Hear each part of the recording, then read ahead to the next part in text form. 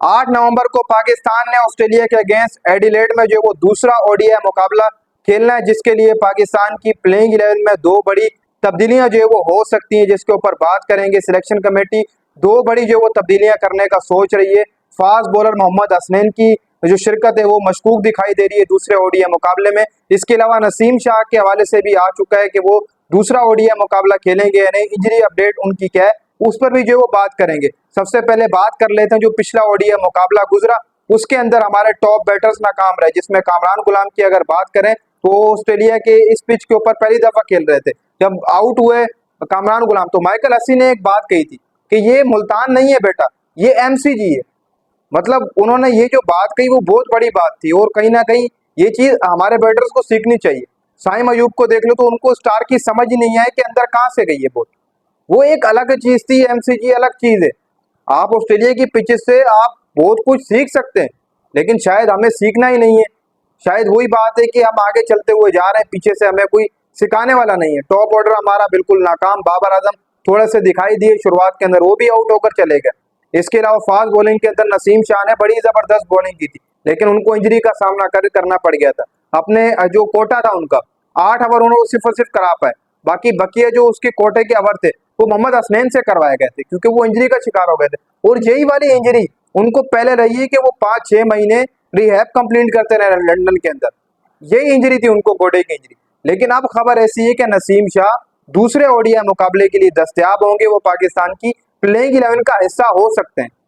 लेकिन उन्होंने practice session में हिस्सा भी लिया है, वहां से भी देखा जा रहा है। ऐसा लग नहीं रहा था कि नसीम शाह को इंजरी है, वो ऐसा लग रहा था फिट हो चुके। माइनर सी इंजरी थी, लेकिन वही थी इंजरी जो उनको पहले रही, गोडे की इंजरी सेम वही थी जो वो गिर गए थे। आप सबको याद होगा एशिया कप के अंदर इंडिया के अगेंस्ट, फिर उसके बाद नजर नहीं आए थे। तो वही इंजरी है अभी।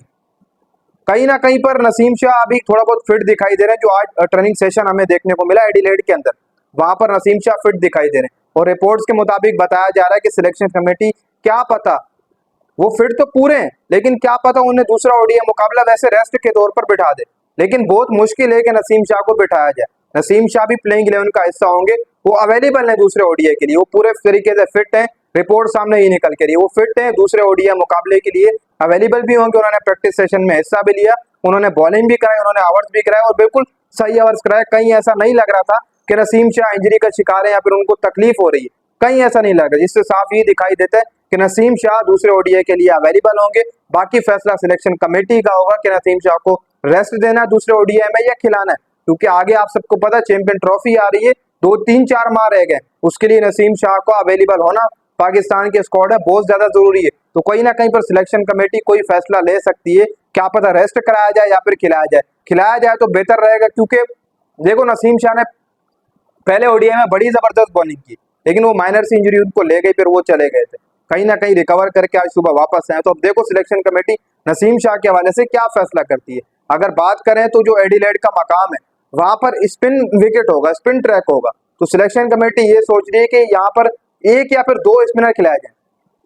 सामने खबर निकल के आ रही है फिर अराफात मिनास प्लेइंग 11 का हिस्सा होंगे या फिर फैसल अकरम प्लेइंग 11 का हिस्सा होंगे। इन दोनों में से एक नाम जो है प्लेइंग 11 का हिस्सा होगा। लेकिन अगर दो स्पिनर खिलाए गए फिर नसीम भी रेस्ट करेगा, फिर मोहम्मद हसनैन भी रेस्ट करेगा, अराफात मिनास को भी खिलाया जाएगा और फैसल अकरम को भी खिलाया जाएगा। लेकिन ऐसा मुमकिन नहीं हो सकता कि दो स्पिनर प्लेइंग 11 में खिलाए जाए। एक स्पेशलिस्ट स्पिनर जिसको बोला जाता है वो पहले ओडीआई के अंदर नहीं था, दूसरे ओडीआई के अंदर एक मुकम्मल स्पिनर जो है वो खिलाए जाने का इम्कान है। एक खिलाया जा सकता है, दूसरे की भी खबर आ रही है, क्या पता अराफात मिनास और फैसल अकरम के लिए। लेकिन ये चीज मैं समझता हूँ कि नहीं होनी चाहिए।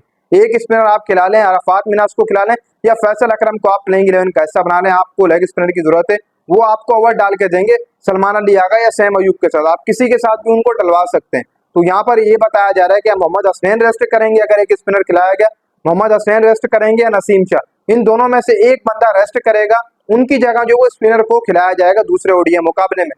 बाकी ऊपर से कोई तब्दीली नहीं की जाएगी। अब्दुल्ला शफीक अगेन खेलेंगे, सैम अयूब अगेन खेलेंगे, कामरान गुलाम अगेन, सलमान अली आगा, इरफान खान नियाजी की जो फील्डिंग थी बड़ी जबरदस्त थी, शाहीन शाह अफरीदी अगेन खेलेंगे, हारिस रऊफ भी अगेन खेलेंगे, ये सारे अगेन खेलेंगे। अगर कहीं पे थोड़ा बहुत चेंज किया जाएगा, जो दो तब्दीलियों का बताया जा रहा है, दो तब्दीलियों में से एक तब्दीली तो पक्की होगी, या हसनैन बैठेगा या नसीम खेलेगा, इनकी जगह एक स्पिनर इंक्लूड किया जाएगा, क्योंकि एडिलेड की विकेट स्पिनर मांग रही है, अभी से ही दिखाई दे रहा है। तो देखो क्या सिलेक्शन कमेटी फैसला करती है, क्योंकि दूसरा ओडीआई है, हमें यहाँ से जीतना बहुत ज्यादा जरूरी है।